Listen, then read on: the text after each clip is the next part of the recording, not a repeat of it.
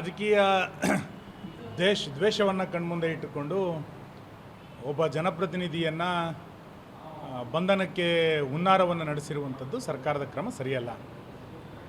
ಪೊಲೀಸರು ಜನಸಾಮಾನ್ಯರಿಗೆ ರಕ್ಷಣೆಯನ್ನು ಕೊಡಬೇಕು, ಜನಸಾಮಾನ್ಯರಿಗೆ ವಿಶ್ವಾಸವನ್ನು ನಿರ್ಮಾಣ ಮಾಡಬೇಕು. ಆದರೆ ಪೊಲೀಸರೇ ಗೂಂಡಾ ರೀತಿಯಲ್ಲಿ ವರ್ತನೆ ಮಾಡಿದರೆ ಅದು ವ್ಯವಸ್ಥೆಗೆ ಭಾಳ ದೊಡ್ಡ ಪ್ರಮಾಣದ ಮಾರಕ. ಕಾನೂನನ್ನು ಉಲ್ಲಂಘಿಸುವಂತಹ ಯಾವುದೇ ಘಟನೆಗಳು ಬೆಳ್ತಂಗಡಿಯಲ್ಲಿ ನಡೆದಿರಲಿಲ್ಲ.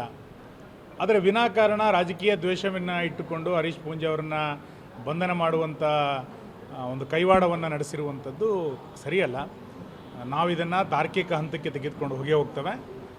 ಮುಂದಿನ ವಾರ ಗೃಹ ಸಚಿವರನ್ನು ಭೇಟಿ ಮಾಡಿ ಸ್ಥಳೀಯ ಪೊಲೀಸ್ ಅಧಿಕಾರಿಗಳು ಯಾವ ಹಿನ್ನೆಲೆಯಲ್ಲಿ ಈ ರೀತಿಯಾದಂಥ ಕ್ರಮಗಳಿಗೆ ಮುಂದಾದರು, ಅವರಿಗೆ ಜಿಲ್ಲೆಯ ಶಾಂತಿಯನ್ನು ಕದಡುವಂಥ ಪ್ರಯತ್ನ ಪೊಲೀಸರಿಂದನೇ ನಡೀತಾ ಇದೆಯಾ, ಇದೆಲ್ಲದಕ್ಕೂ ಕೂಡ ಸ್ಪಷ್ಟನೆಯನ್ನು ಕೋರಿ ಗೃಹ ಸಚಿವರನ್ನು ಕೂಡ ನಾವು ಭೇಟಿ ಮಾಡ್ತೇವೆ. ಮತ್ತು ವಿಧಾನಸಭಾ ಅಧಿವೇಶನ ಜೂನ್ ಕೊನೆಯ ವಾರದಲ್ಲಿ ನಡೆಯುತ್ತೆ, ಅಲ್ಲಿ ನಿಶ್ಚಿತವಾಗಿ ಈ ವಿಷಯವನ್ನು ನಾವು ಪ್ರಸ್ತಾಪವನ್ನು ಮಾಡ್ತೇವೆ. ಪುರಾನುಮತಿ ಏನು ಬೇಕಾಗಿಲ್ಲ, ಬಂಧನ ಆದ ನಂತರ ಅವ್ರು ತಿಳಿಸ್ಬೇಕಷ್ಟೇ. ಆದರೆ ಬಂಧನ ಮಾಡಬೇಕಾದಂತಹ ಪರಿಸ್ಥಿತಿಯೇ ಉದ್ಭವ ಆಗಿಲ್ಲ ಅಲ್ಲಿ. ವಿನಾಕಾರಣ ಈ ರೀತಿಯಾದಂಥ ಒಂದು ವ್ಯವಸ್ಥೆಗೆ ಸರ್ಕಾರ ಅಥವಾ ಜಿಲ್ಲಾಡಳಿತ ಪೊಲೀಸ್ ಇಲಾಖೆ ಮುಂದಾಗಿರುವಂಥದ್ದೇ ಕಾನೂನಿನ ಸ್ಪಷ್ಟವಾದಂಥ ಉಲ್ಲಂಘನೆ. ಪೊಲೀಸರಿಂದನೇ ಇವತ್ತು ಇಷ್ಟು ದೊಡ್ಡ ಪ್ರಮಾಣದ ಉಲ್ಲಂಘನೆ ಆಗಿದೆ.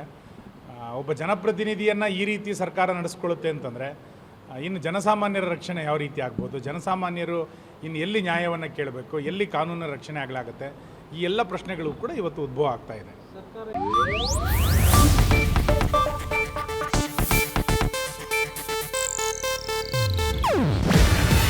ಇದು ಏಷ್ಯಾನೆಟ್ ನ್ಯೂಸ್ ನೆಟ್ವರ್ಕ್ ಪ್ರಸ್ತುತಿ.